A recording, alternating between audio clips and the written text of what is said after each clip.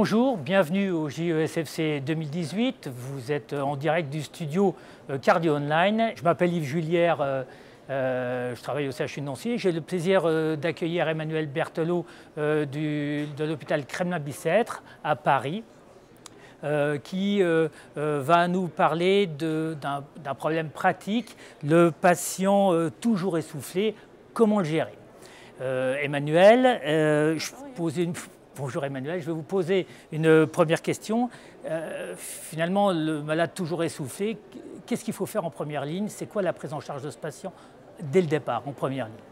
Alors, on parle du patient qui sort d'une hospitalisation pour une insuffisance cardiaque aiguë décompensée et les données du registre OFICA qu'on a réalisé en 2009 montrent que les patients qui sortent d'hospitalisation sont un peu mieux traités à la sortie d'hospitalisation qu'à l'entrée avec l'association de bêta-bloquants, d'IEC et parfois, dans un quart des cas, d'aldostérone. Donc, lorsque vous revoyez le patient en consultation, il est important de le revoir de façon assez rapprochée par rapport à sa sortie d'hospitalisation pour réaliser une titration, car la deuxième leçon de cette étude, c'est que finalement, quand on regarde les chiffres à 3 mois après la sortie d'hospitalisation, il y a une inertie médicale, les patients ne sont pas optimisés, on n'a pas augmenté les traitements d'IEC bêta-bloquants ni l'aldostérone, et je vous le rappelle, ce n'est pas avec les diurétiques qu'on diminue la morbimortalité dans l'insuffisance cardiaque, mais véritablement avec la première et deuxième ligne de traitement dans l'insuffisance cardiaque qui reposent sur les IEC, les bêta-bloquants et les anti-aldostérone. Alors, j'ai bien compris, mais les recommandations européennes concernant le traitement de l'insuffisance cardiaque compliquent les choses après cette fameuse deuxième ligne. Qu'est-ce qui va se passer en troisième ligne thérapeutique, c'est-à-dire une fois qu'on a mis IEC, bêta-bloquants et anti-aldostérone?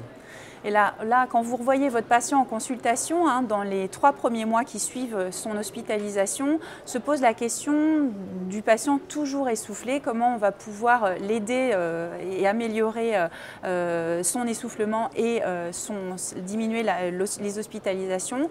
On a le choix entre trois traitements qu'on peut associer. Il y a tout d'abord l'association sacubitril/valsartan qu'on va privilégier chez un patient qui a une pression artérielle supérieure à 100 mm de mercure de systolique et qui est toujours symptomatique. Il ne faut pas oublier de faire une période de 36 heures de wash-out avec les IEC avant d'introduire le sacubitril/valsartan.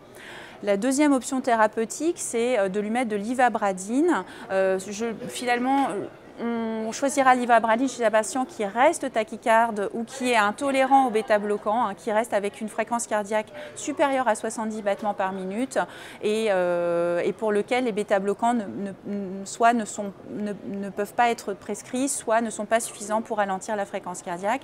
Enfin, il faut penser à la resynchronisation et le défibrillateur. La resynchronisation quand le patient a un bloc de branche gauche large et le défibrillateur en prévention primaire au bout de 3 mois de traitement médical si vous voyez que la fraction d'éjection reste inférieure à 30% et le patient toujours symptomatique. Alors, j'ai une question perfide. Qu'est-ce qu'on fait si le patient continue à être essoufflé? À quoi faudrait-il penser? À quoi peut-on penser? Alors, quand un patient reste essoufflé et devant une insuffisance cardiaque à fraction d'éjection altérée, il faut penser à rechercher la cause de l'insuffisance cardiaque. Tous les patients vont avoir une recherche de cardiopathie ischémique qui représente 1 cas sur 2 des insuffisances cardiaques systoliques. Il ne faut pas oublier les autres types de cardiopathie.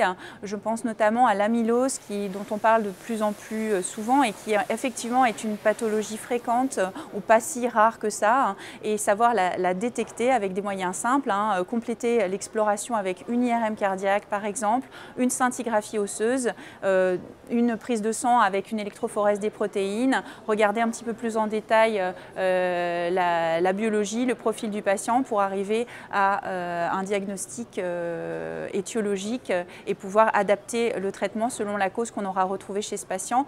J'en profite aussi pour dire qu'il faut bien éduquer le patient et ne pas hésiter à envisager une réadaptation cardiaque, mais là on est plutôt sur une prise en charge standard pour permettre au patient de s'améliorer. Merci beaucoup Emmanuel. Merci.